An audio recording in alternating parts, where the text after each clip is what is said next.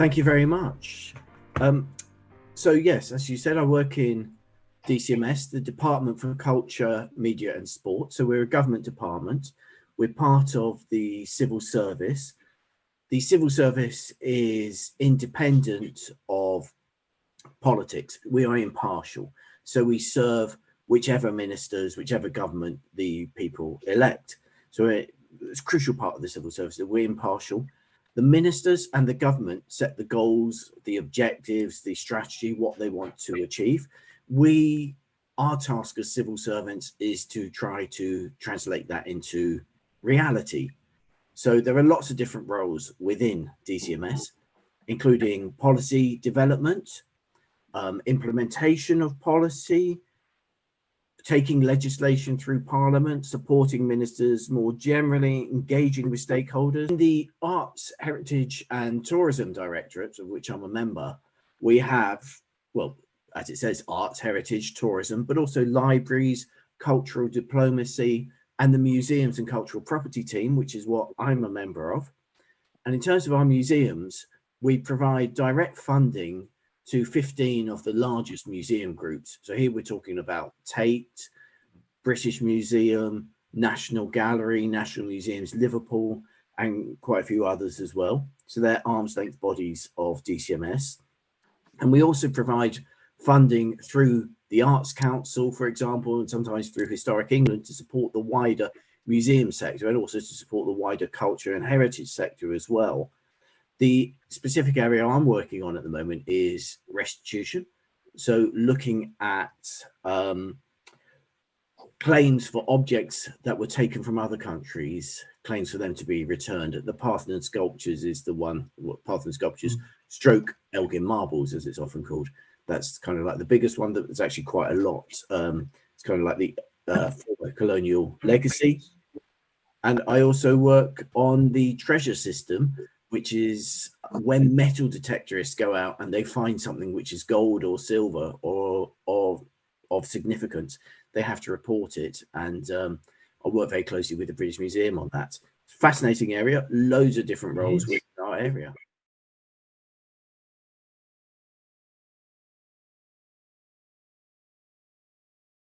Okay, so Historic England. So we are the public body that helps people care for, enjoy and celebrate England's spectacular historic environment. And we do this by championing historic places, identifying and protecting our heritage. We support change, we understand historic places, and we provide expertise at a local level.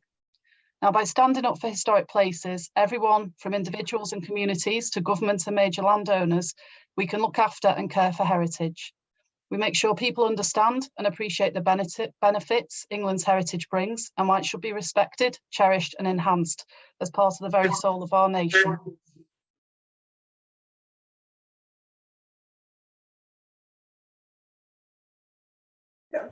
Yes, of course. Yeah, you're right. Arts Council is a little bit different. So Arts Council is a national development agency. So we bring in funding from the National Lottery. We also have some grants from the government. So we focus on specific areas linked to arts and culture, really, to broaden that engagement for a number of things. And that's from the visual arts, theatre, museums and libraries also as well come into that. So it's quite a range of different activities. So we support activities within the community, creative individuals and organisations. And we also encourage people to be creative within their offering of arts and culture within the communities that they operate in. And we're always really motivated to see, and we also support individual artists as part of their individual practices. We have a range of different grant processes to support and encourage their engagement with the wider community. So really that's what we do. So really that's what we go through with their experience to hopefully that they develop their work as individual artists, whether that's within the community or whether that's individually. And that's our vision, really. We also have a 10-year strategy plan now going forward, just in order to help us to create lots of different outcomes, really, across the UK. So, yeah. So really, that's the Arts Council in a nutshell, I guess. So, yeah, quite a broad range of stuff that we do. Thanks, Mohammed. So the roles and the teams at the Arts Council are extremely varied. I personally work in adjacent to customer services, so I'm very much applicant facing, people who are asking for funding for their art projects. However, we have people who work directly with organisations and groups that we already fund and go out and speak to people within the arts and within the sector. There's also, as we constantly need people looking into finance and working in the finance departments, managing different grants, also things like HR. It's a wide range of people.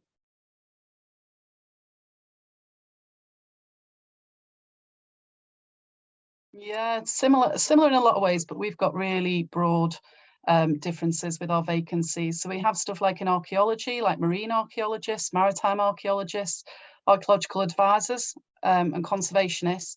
We also have people in architecture, so things like landscape architects, and then you can go into broad spectrums like project management, finance, marketing, HR, facilities. So really, really broad spectrum across both specialist roles and also more general roles. So there's something really for everybody.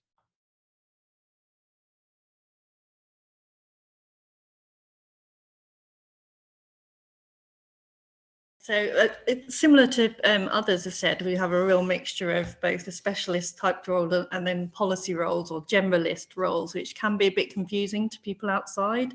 I think it's quite hard to know what those mean, but they are generally looking for people who can just solve gritty problems and can do good communication and to do everything from correspondence between ministers to doing bigger reforms of legislation.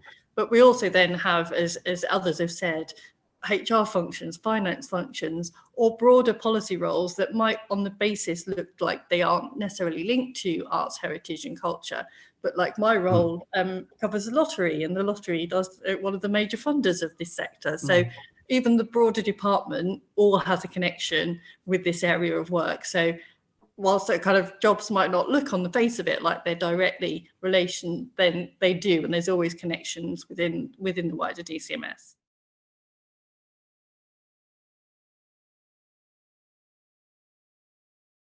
We do have very specialist roles. They do require, in some instances, some quite specialist training.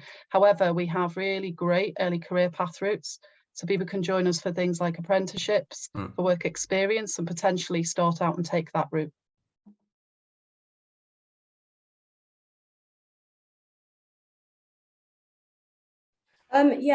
Faye here. For Arts Council, we have lots of different appraisals as well in terms of the Customer Investment Centre. So they engage in that way. They help to give people kind of an insight into what it's like working here and getting some work experience really in different roles. And that also helps because obviously the Arts Council is a massive organisation really, and it helps to get people in, and you don't need experience initially because operationally you can learn business admin, there's marketing roles as part of that. There's lots of other things as well, but art is linked to the people's passion who work here. So if you like arts, you could get a different role such as marketing or something, but you might have a passion for a specific art form, and that's what brings you to the Arts Council. So no, I wouldn't. There's lots of inroads, if you know what I mean.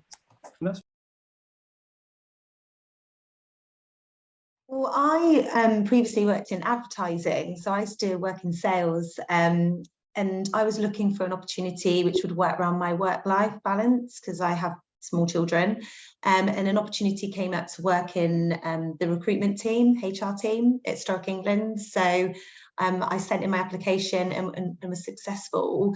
And I had no background in the heritage sector. I obviously have a passion for heritage, but no background. And I was given the opportunity to work here based on my transferable skills, my people skills, my customer service skills. And since I've been here, the opportunity to progress. I originally started kind of at advisory level and have progressed to management. So there's lots of opportunity for you to get in based on transferable skills, definitely. And the system that we use for candidates to apply is no CVs. So it's just based on the skills and experience you can bring to the role.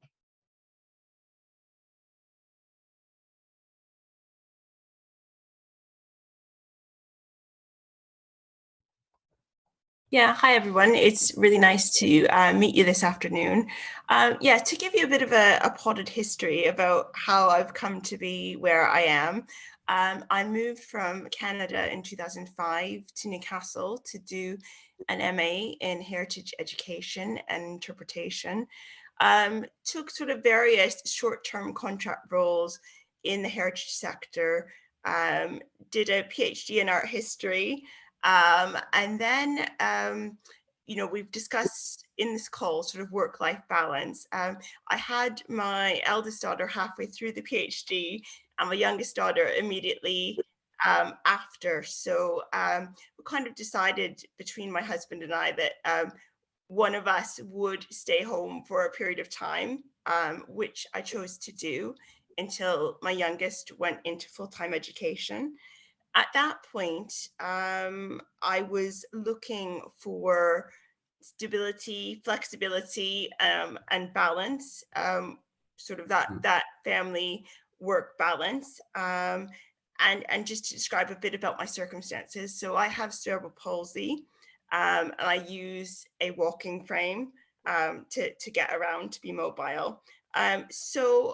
When I was looking for sort of this stability, balance, and flexibility, no pun intended for those of us who sort of struggle with those areas, I thought about the civil service. I entered into the civil service initially with the DWP as a work coach in operational delivery, and had great thing about the civil service is there's so many opportunities and there's lots of opportunity to move around. So I always had DCMS in my mind's eye, as that's my sort of background and passion.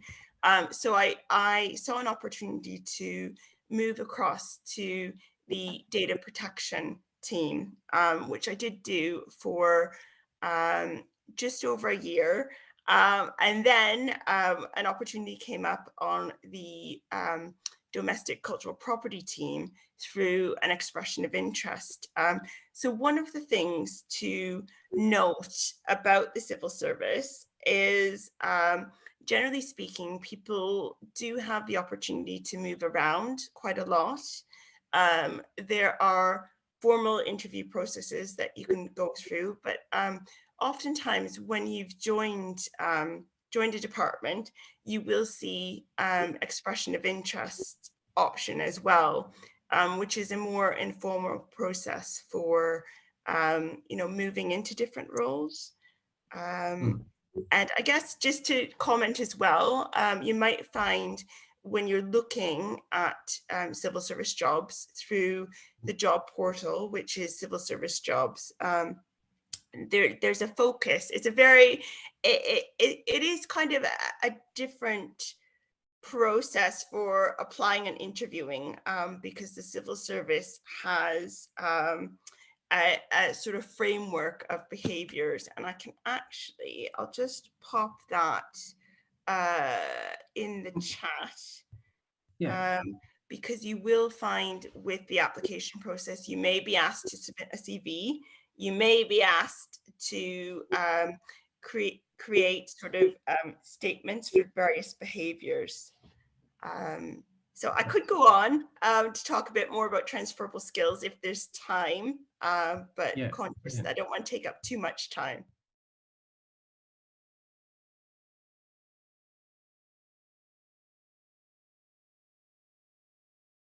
Thanks, Mohammed. So I'm a fairly new employee. I say fairly new. I've been here for about 1.5 years now. I had quite a lot of history in working in customer services or external facing roles, and that's working in a cinema, working in hotels, working in restaurants, working for an online retail company.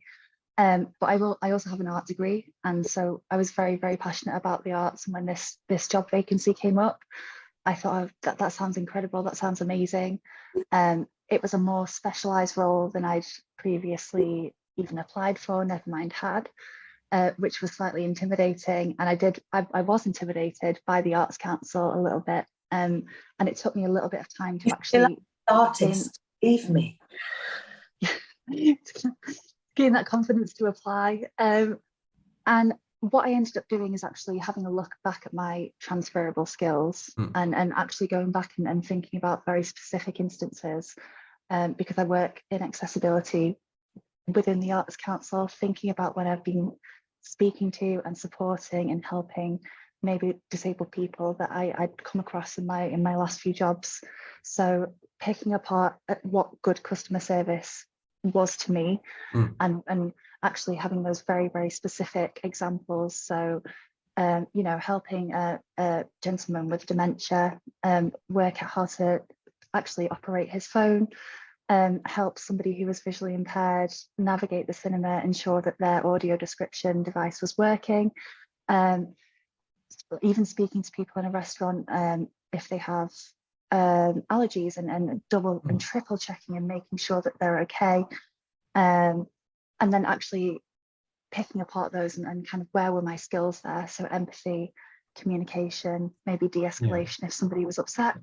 And actually that really informed not only my application and applying, but then when I got to interview, I had those very specific examples to reach to, so I didn't find myself frozen.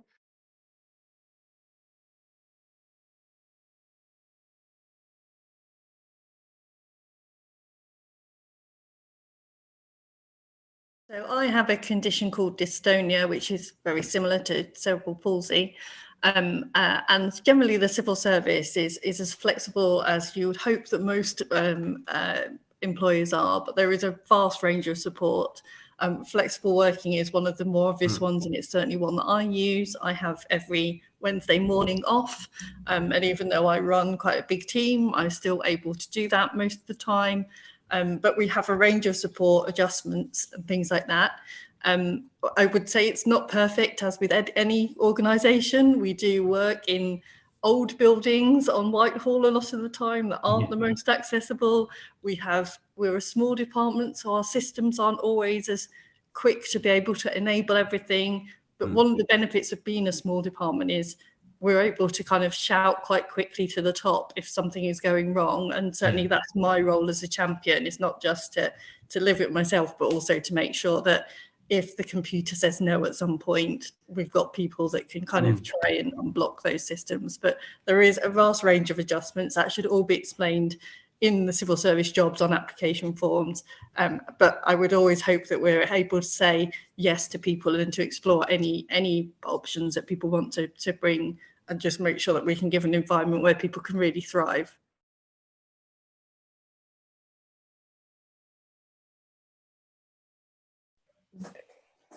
Yes, so I've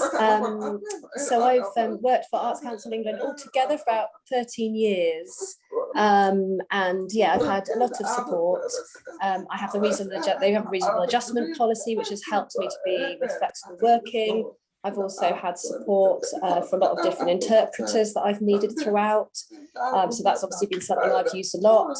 I've also made sure that from the start, from the recruitment process, that obviously the line manager was aware of my needs and the reasonable adjustments that needed to happen. I also established the disability network, staff network 2 years ago. So I was the founder and co-chair for 2 years. And then because I just wanted to give some space, a safe space for disabled staff, because we're quite spread out within England and the Arts Council. So we have a lot of different needs, a lot of different skills that we bring, a lot of different experiences. And it was really just to enable us to have a network and a space to be able to talk about what we were experiencing, really. And that's been really helpful. And that's been going online for a couple of years to get everyone together. And more people have been sort of self-identifying as disabled or neurodiverse as part of that, really. So now we've got 52 members at the most all together in the network. So we've got quite a strong network and a good connection with reporting to the Arts Council generally, feeding back in terms of having a strategic voice, getting up to that level really of what we need as a network. And for me, I think that's quite powerful really, that we've got lots of different staff support that is available to us. We've got, it's called the Access Rider, but that's what we've been talking about. Really, it's basically talking about each person who might have particular access needs. So you write them down, you have them. So instead of having to explain that, so for example, it could be working in the office, what you need from working from home, that flexibility, just whatever you need to suit that person. And then you kind of use that. Hi, I'm Claire from Historic England. I'm one of the marketing managers here. I joined Historic England in 2019. My background isn't heritage or arts. I came from a publishing background. So I joined as a marketing officer on a restoration project. And then last year I took on the marketing manager's role. I have got hearing loss in both ears as a result of a balance disorder. So I wear hearing aids to support me. Historic England's been really great since I joined. I was quite nervous about moving sectors and to try something new, but I'm really glad that I did. They really supported me through an access to work application. And as a result, I've got Bluetooth shoes on my hearing aids and a speaker that I can, a speaker and microphone that I can use when I'm in face-to-face situations. I've also got a big microphone that I use day to day. Lots of colleagues recognise the sunflower lanyard, and when we've had big events, I've felt really supported. They're always really good at putting in special adjustments to enable me to hear, because I use subtitles a lot, so they'll look at kind of how I can have something that's captioned. And then there's lots of sort of broader things in place at Historic England. So we have flexible working as well, and we've got a disability network. So there's lots of adjustments. Great experience moving into the heritage sector.